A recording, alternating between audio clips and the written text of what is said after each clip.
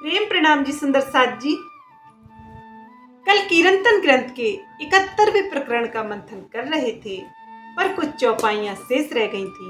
उनका मंथन हम आज करेंगे।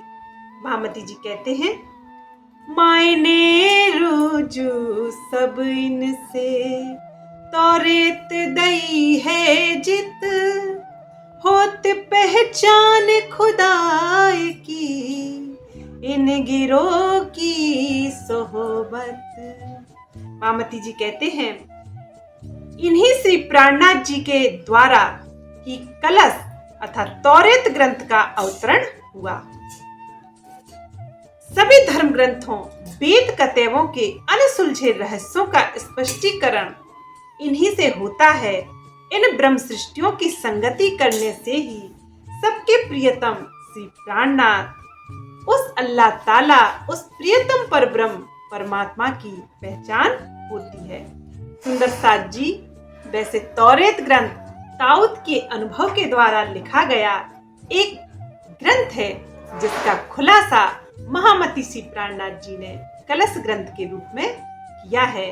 और तौरेत ग्रंथ के जो छुपे हुए गहन रहस्य हैं, जो प्रियतम पर ब्रह्म की पहचान से संबंधित, ब्रह्म मोमिनों से संबंधित जो उसमें साक्षियां मिलती हैं, वह महामती श्री प्राणनाथ जी ने समझाकर सभी को एक अल्लाह ताला, एक खुदा, एक प्रियतम पर ब्रह्म की पहचान कराई है। महामती जी आगे कहते हैं, बरसे वयान राह बतनी कही सूरत में है इस्लाम, गिरे भुने मुरग आसमान से बनी इसराइल पर तमाम।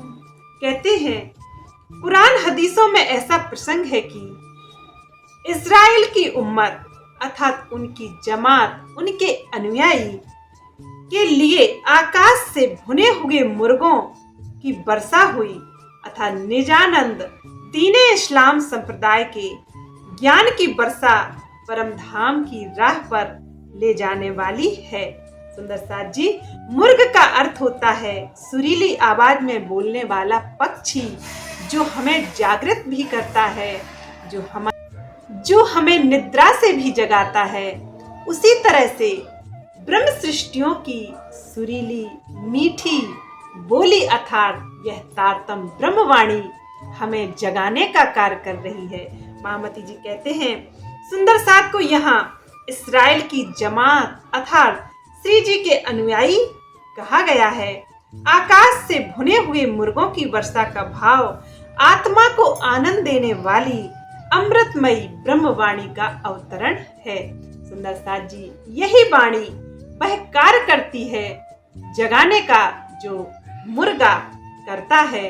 और भुने हुए मुर्गे का अर्थ है सुंदर साथ जी कि संशय रहित वाणी, उसका जो निचोड़ है, उसका जो सार है, वह यह है ब्रह्मवाणी हमें देती है। सभी धर्म ग्रंथों, सभी हदीसों, कुरान और पुराणों से साक्षियों को खोजकर साक्षियों के अनुसार उस प्रियतम पर ब्रह्म की पूर्ण पहचान और ब्रह्म मोमिनों की भी पूर्ण पहचान यह वाणी हमें देती है।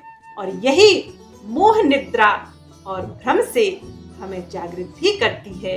इसीलिए इसे भुने हुए मुर्गे का भाव यहाँ महामती श्री प्राणनाथ जी ने जो कुरान हदीसों में कहा गया है उससे लिया है। महामती जी आगे कहते हैं, 6000 बाजू दोए बगल, जबराइल ऊपर रूहन, 11 सदी गिरहे खोल के, चले मोहम्मद संग मोमिन, चले मोहम्मद संग मोमिन। तफसीर हुसैनी में यह वर्णन है कि जिब्रील के दोनों पंखों पर 6-6 हजार ब्रह्म सृष्टियां बैठी हैं।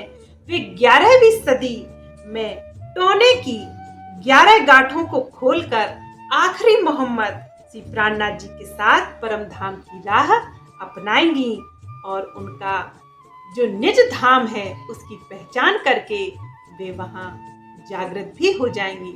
सुंदर साथ जी, जिब्रील कोई पक्षी नहीं है।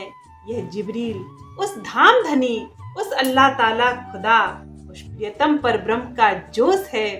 इसी जोश में धाम धनी ने अपनी ब्रह्म सृष्टियों को ओतप्रोत किया है और 6-6 हजार की संख्या में अर्थात इश्क और ईमान के दो पंखों अर्थात दो राहों पर चलकर वे आखिरी जमाने के खाविंद इमाम मेहदी स्वरूप श्री प्राणनाथ जी के स्वरूप की पूर्ण पहचान करके अपने चौथे आसमान, अपने दिव्य ब्रह्मपुर परम धाम में जागृत भी हो जाएंगी। महामती जी यही कहते हैं कि 11 गांठों के खुलने का तात्पर्य है कि 11वीं सदी में संशय रहित हुआ जा सकता है, जब आखिरी जमाने के खाविंद बे नूर फकीर, बे इमाम मेहदी प्रकट होंगे और वे अपनी हकीकी ज्ञान इल्मे लदुन्नी से सभी को संशय रहित कर देंगे। वह समय 11वीं शताब्दी है। मोहम्मद सल्लल्लाहु अलैहि वसल्लम के तन छोड़ने के 1100 साल बाद मोहम्मद नूर फकीर अर्थात इमाम मेहदी के जाहिर होने का जो निशान है वह यहाँ महामती जी खोल देते हैं और वे कहते हैं कि 11 गांठें अर्थात पूर्ण रूप से संशय रहित श्री प्राणनाथ जी स्वरूप इमाम मेहदी हम सभी ब्रह्म मोमिनों को करके चौथे आसमान अर्थात लाहूत में उस परम धाम में जागृत करेंगे और सभी ब्रह्म सृष्टियां अपने धाम में जाएंगी और फिर से वे इश्क और वहदत की लीलाओं में हिस्सा ले सकेंगी। इस माया के संसार से, इस माया के दुख से ऊपर उठकर वे धाम धनी की पूर्ण पहचान भी कर सकेंगी। महामती जी आगे कहते हैं, खुदा ले वे साहेदी खुदाए की और न किन्हू होए, करे बयान फुरमान हुक्मे, इलाक पूजन के सोए। महामती जी कहते हैं, पर ब्रह्म के पहचान की साक्षी मात्र ब्रह्म स्वरूप व्यक्तित्व वाला ही दे सकता है। बात वही है सुंदर साथ जी, किसी से उसकी मंजिल का पता पाया नहीं जाता, जहां वो है फरिश्तों से वहां जाया नहीं जाता। अर्थात उस पूर्ण ब्रह्म अल्लाह ताला की पहचान कौन दे सकता है? वह स्वयं ही इस 28वें कलयुग में, इस 11वीं शताब्दी में स्वयं को इमाम मेहदी के रूप में जाहिर करके अपनी साहेदी, अपनी पहचान, अपना संशय रहित ज्ञान दे रहा है। और भला किसकी यह शोभा हो सकती है कि पूर्ण ब्रह्म के विषय में पूर्ण रूप से इस जाहरी संसार में यह ज्ञान दे सकता है। सुंदर साथ जी, अन्य कोई नहीं दे सकता। वह स्वयं परब्रह्म के धाम स्वरूप और लीला का वर्णन करके भी यही कहते हैं कि यह मैं नहीं कह रहा हूँ, बल्कि उनका आदेश हुक्म कह रहा है। ऐसा अलौकिक व्यक्तित्व श्री प्राणनाथ जी के स्वरूप में जो इमाम मेहदी इस कलयुग में प्रकट हुए हैं, उनका यह व्यक्तित्व है, उनकी ही यह शोभा है और वही एकमात्र पूजने योग्य हैं। वही सबके प्राणनाथ हैं, वही सबका प्राणेश्वर, वही सबका खाविंद है। महामती जी कहते हैं, एकमात्र उसी का ध्यान, उसी की चितवनी, उसी की याद हृदय में बसा लेने से ही इस नश्वर संसार में अखंड सुख का अनुभव भी होता है और आत्मा अखंड आनंद में डूबकर उसी प्रियतम परब्रह्म में भ्रमण अर्थात निवास करती है। या यूं कहिए कि उसी प्रियतम परब्रह्म का ठौर उस आत्मा का हृदय बन जाता है। महामती जी कहते हैं, अलिफ लाम मीम हरफ कहे, ए भेद न किन समझाए, सुछिले कए कुरान से, ए भेद जाने एक खुदाए। श्री प्राणनाथ जी कहते हैं कि आज तक किसी ने कुरान के पहले पारा में वर्णित हरफे मुत्तआत में अलिफ लाम और मीम का अर्थ स्पष्ट नहीं किया। वे कहते हैं कि उनके भेदों को एकमात्र पर ब्रह्म ही जानते हैं। इनके भेदों को ना जानने वाले मुसलमान कुरान पाक के जाहरी अर्थों को लेकर आपस में ही लड़ते रहते हैं और उनका उस पाके कुरान का वे लाभ नहीं उठा पा रहे हैं। मामती जी कहते हैं कि हे मुसलमानों, आओ मैं पहले पारे से तीसरे पारे तक के सभी रहस्यों को खोलता हूँ और मैं यह जाहिर भी कर दूंगा कि अलिफ लाम मीम का अर्थ भला क्या होता है। वे कहते हैं कि क्या तुम्हारे कुरान में यह नहीं लिखा है कि जो अलिफ लाम मीम का अर्थ खोलेगा वह एक बसर का नहीं होगा, वह स्वयं खुदा होगा और अपनी खुदाई से, अपनी खुदाई इल्म से, वे हकीकी इल्म से वे अलिफ लाम मीम का अर्थ स्पष्ट करेंगे। श्री प्राणनाथ जी कहते हैं कि मैं ही इमाम मेहदी रूप में जाहिर हुआ हूँ, मैं ही सभी का प्राणनाथ हूँ, मैं ही खुदा अल्लाह ताला हूँ। और वे कहते हैं अलिफ कहिया मोहम्मद को, ईसा रू अल्लाह लाम और मीम मेहंदी पाक से, ये तीनों कहें एक अल्लाह कलाम। महामती श्री प्राणनाथ जी कहते हैं कि मैं ही इमाम मेहंदी हूँ और मैं ही हकीकी इल्म से तुम्हें अलिफ लाम और मीम का अर्थ स्पष्ट करता हूँ। वे कहते हैं अलिफ अर्थात मेरी बसरी सूरत, मैं अरब की धरती पर मोहम्मद के रूप में आया तो मेरी यह बसरी सूरत होने से मैं ही अलिफ कहलाया। और लाम अर्थात मैं ही ईसा रू अल्लाह देवचंद जी के रूप में इस नश्वर संसार में इल्मे लदुन्नी अर्थात धाम के संशय रहित ज्ञान की चाबी लाया। और मैं ही ईशा रू अल्लाह अर्थात मेरी मलकी सूरत होने से मेरी सूरत को लाम कहा गया है। और हकी अर्थात मीम सूरत मेरी प्राणनाथ की है।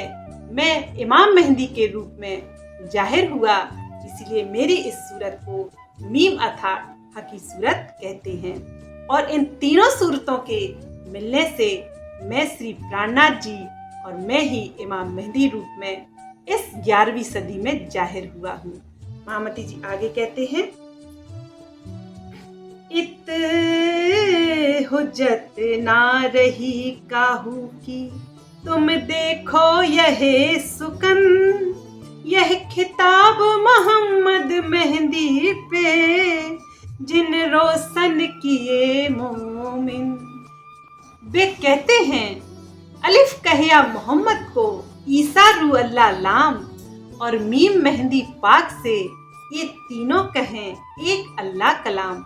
महामती श्री प्राणनाथ जी कहते हैं कि मैं ही इमाम मेहंदी हूँ और मैं ही हकीकी इल्म से तुम्हें अलिफ लाम और मीम का अर्थ स्पष्ट करता हूँ।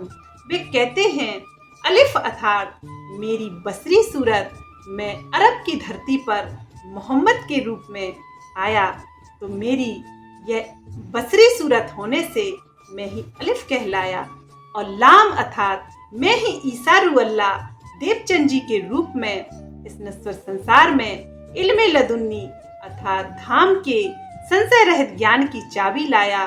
और मैं ही ईशा रू अल्लाह अर्थात मेरी मलकी सूरत होने से मेरी सूरत को लाम कहा गया है। और हकी अर्थात मीम सूरत मेरी प्राणनाथ की है। मैं इमाम मेहंदी के रूप में जाहिर हुआ, इसलिए मेरी इस सूरत को मीम अर्थात हकी सूरत कहते हैं।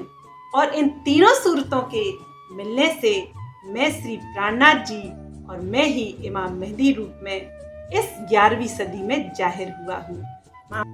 अतः सुंदर साथ जी, अलिफ लाम मीम का अर्थ इमाम मेहंदी ने स्पष्ट करते हुए कहा है कि सत आनंद और चिदग्न या बसरी मलकी और हकी सूरत मेरी ही सूरतें हैं।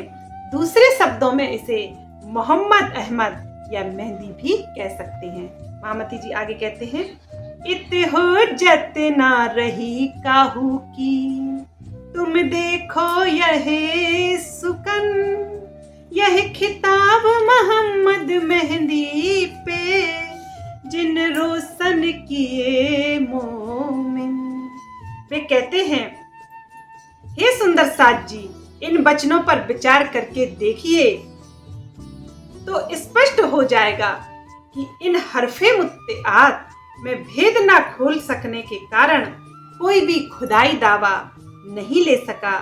यह शोभा तो हकी सूरत श्री प्राणनाथ जी की है, अर्थात हकी सूरत श्री इमाम मेहंदी जी की है, जिन्होंने इस संसार में ब्रह्म सृष्टियों को जाहिर कर दिया और अपने उस चौथे आसमान, उस दिव्य ब्रह्मपुर परम धाम को भी 25 पक्षों के रूप में जाहिर कर दिया और वहदत, खिलवत और इश्क की लीलाओं को भी बारी बारी से हम मोमिनों को दर्शा दिया। और वे कहते हैं कि मार्फत की दृष्टि में तो केवल खुदा ही बचता है और कुछ नहीं। महामती जी आगे कहते हैं, पुन्ना के रोज की साहेदी देवे यही उम्मत, सो कहे उस बखत की जो ल्यावे यह हुज्जत। कहते हैं, जिस समय श्री राज जी ने यह समझाया कि कुन कहने मात्र से यह नश्वर संसार बना, यह 14 लोकों का ब्रह्मांड बना, उसकी साक्षी एकमात्र यह ब्रह्म सृष्टि ही दे सकती है। उस समय की वास्तविक जानकारी का दावा भी एकमात्र ब्रह्म सृष्टि करती है, क्योंकि उस समय परम धाम में वह ही थी। सुंदर साज जी इन अल्लाह कलाम इस हकीकी ज्ञान को या तो खुद खुदा खोले या उनकी उम्मत ब्रह्म सृष्टि खोले। यह शोभा और किसी की नहीं हो सकती, ना किसी की यह ताकत थी, ना कभी होगी, क्योंकि कुन से उत्पन्न होने वाले जीव तो अंधकार से उत्पन्न होते हैं और इस मायावी अंधकार में पड़े होने से उनकी बुद्धि भी इन्हीं 14 लोकों के अधीन होती है, माया के अधीन होती है, मन के अधीन होती है। इस इब्लीस की शक्ति के अधीन होने से वे उस पार में, उस पार के पार का ज्ञान समझने की सामर्थ्य नहीं रखते हैं।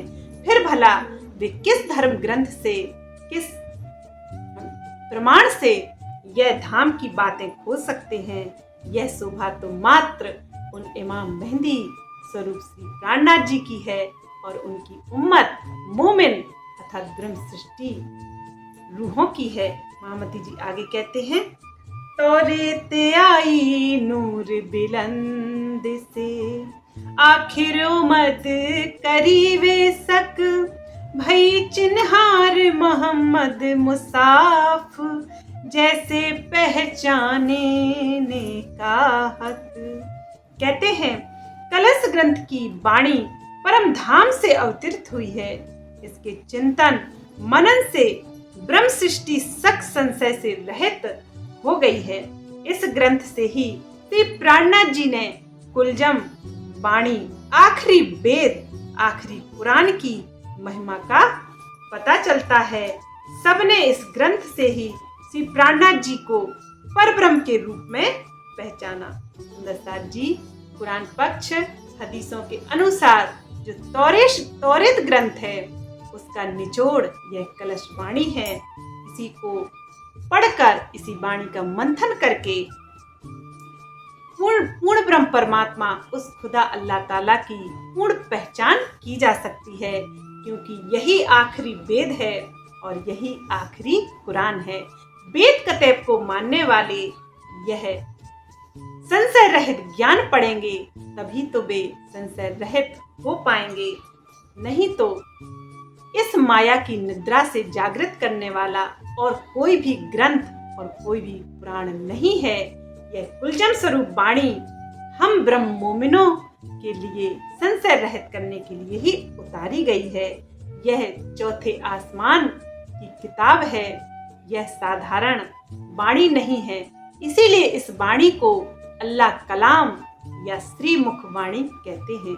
मामती जी आगे कहते हैं, सब सिफतें एक गिरोह की, लिखी जुदी जुदी जंजीर, कोई पावे ना दूजा मायना, बिना मोहम्मद फकीर, बिना मोहम्मद फकीर। वे कहते हैं कुरान में अलग अलग प्रसंगों में इन ब्रह्म सृष्टि ब्रह्म मोमिनों की महिमा लिखी हुई है, किंतु इस रहस्य को बैरागी भेष धारण किए हुए बैरागी फकीर व इमाम मेहंदी मोहम्मद नूर श्री प्राणनाथ जी के अतिरिक्त अन्य कोई भी नहीं जान सकता, क्योंकि यह शोभा तो मात्र केवल उन्हीं की है कि वे ही उस धाम के बातनी अर्थों को खोलेंगे। इस नश्वर संसार में, इस 28वें कलयुग में, इस 11वीं शताब्दी में वे ही प्रकट होकर सभी के संशयों को छेद कर ज्ञान रूपी तलवार देकर सभी को संशय रहित कर देंगे और माया के युद्ध में भी उस तलवार से जीता जा सकता है।